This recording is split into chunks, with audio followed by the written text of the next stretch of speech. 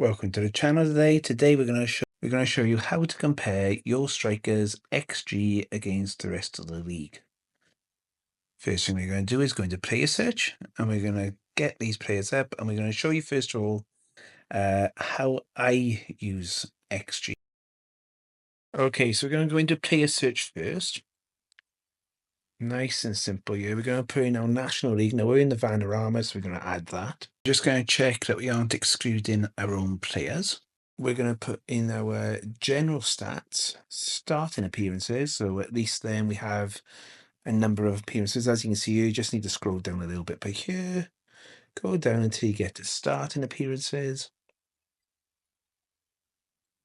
And we're going to choose minimum 10, 20. Depends how long you're in the league. Been playing for the league. Okay, so then we got the Vanarama National League. 10 games. And we're going to have strikers. Okay, so we're just going to quickly flick through now what these all mean. You probably know what they mean, but we're just going to cover it if you don't. So your minutes per goal is how many minutes per goal, as simple as that, as an average. So for example, here you can see players have got over 100 minutes, which means at least one per game. There's, for example, I can see a Daniel Adeyemi, for example, a bit further down, is nearly 400 minutes per goal. So he's on about 4 games per goal. And that's just proficiency, really. It's not really anything over the top. It's just a way of identifying that. We've also got XG, which is your expected goals. Now, XG is not a guarantee of goals. In fact, what it actually means for a striker is how good are the chances being created or the opportunities to have a shot combined over the season. So there's lots of things that can determine XG, and XG can be obviously up to 0.8, I think it is, with penalties. But usually we'll have a shot between the quality of 0.1, which is 10, and 0.35 as well. That depends where it is in the penalty area. XGOP means XG, expected goals over performance. So you can see some of the players here have got underperformance. So I can see here Tom Watts has got 9 goals, but his expected goals is actually 9.69. So that's saying, well, he's probably scored one less goal than he probably should have at this point.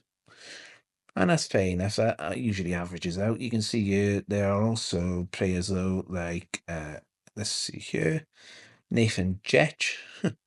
He has got Josh Thomas. Sorry, Josh Thomas has got 16 goals. His non-penalty XG is only 5.49. So that means that Josh Thomas has actually had over 7 XG, well, 7.2, so that's 8 penalties. He's actually scored, which would explain a little bit why his XG is overperforming by 3.36. As I said, non-penalty XG, which is quite key, is actually how many chances have been created without them being a penalty. So you can see here, Jordan Brown for York has got 12.32, and 1 penalty is roughly 0.8, and you can see 13.11. So that would suggest that he has had 1 penalty included in his account.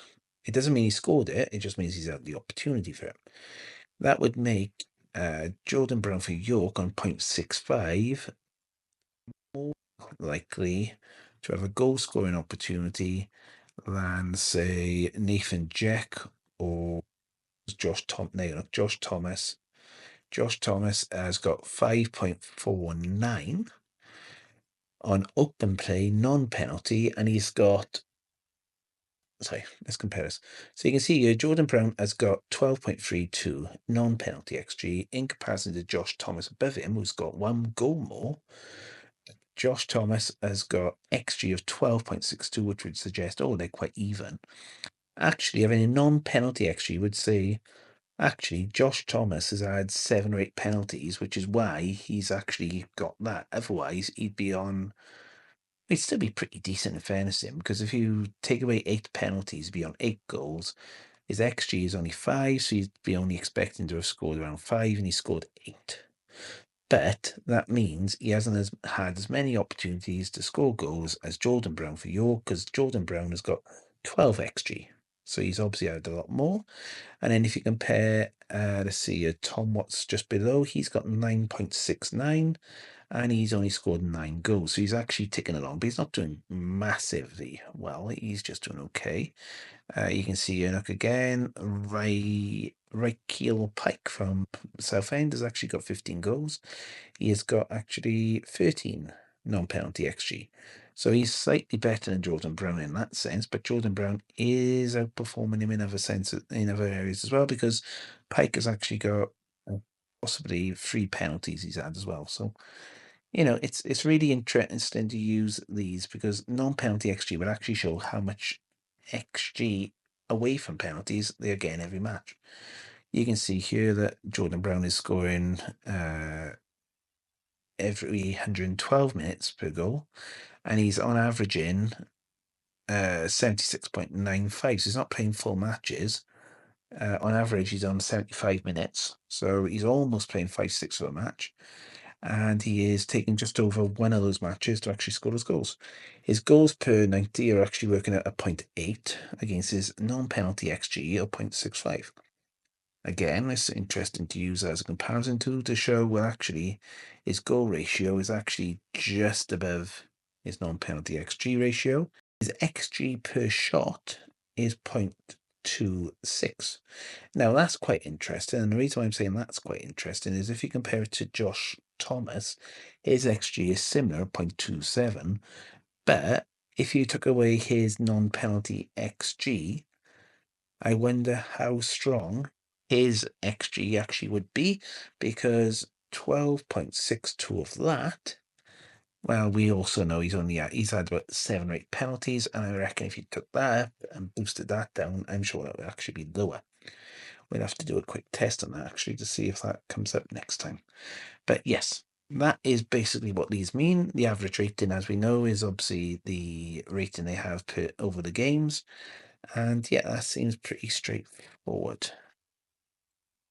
Okay, so let's now go in and have a look at how we actually design this view, and hopefully this makes much more sense for you. This view, first thing we're going to do is go into general info. We've still got the player search filters there. And we're going to go, as always, to customize current view. Okay, now the first thing we're going to do is go to filter, and we're going to filter on general stats. We're going to add in, we're going to take out these here: country, region, height, weight, age, and transfer value.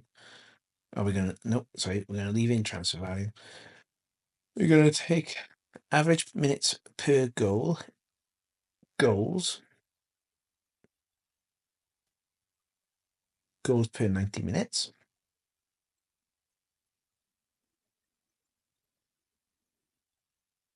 Minutes you can have included on last goal if you wanted to, but we're looking at non-penalty XG. We're looking at expected goals over performance and per 90 minutes.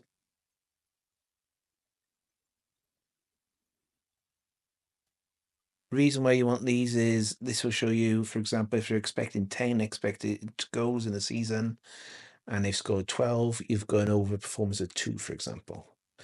And we're going to have the XG. Then we're going to go into chalkboard stats, and we're going to look at expected goals per shot. We're going to look for, now the expected goals per shot will give you whether or not the striker is taking poor quality shots on average in comparison to maybe, they have 20 shots. The lower the XG, the more unlikely it is from the score. We're going to look for shots on target and shots per 90 minutes. Now we're doing it per 90 minutes, so it just gives you the average, because, for example, if you're comparing it to the National League, it could be that some teams have only played the player for 20 minutes. So the average XG will give you a bit more better score, if that makes sense. So here we go. You just need to rearrange this a little bit now. So we've got goals per 90, non-performance of, sorry. Okay, so we're just making it nice and neat here. So nice and neat. The only thing you want to do then is rename this. We're going to call this XG. You could call it goal scoring. You could call whatever what you want. Hopefully this makes a little bit of sense. There you go. We just called it XG, and you can use that for anyone. Hopefully this has helped. If you like this, why not drop us a like and subscribe to the channel. Until next time, arrivederci.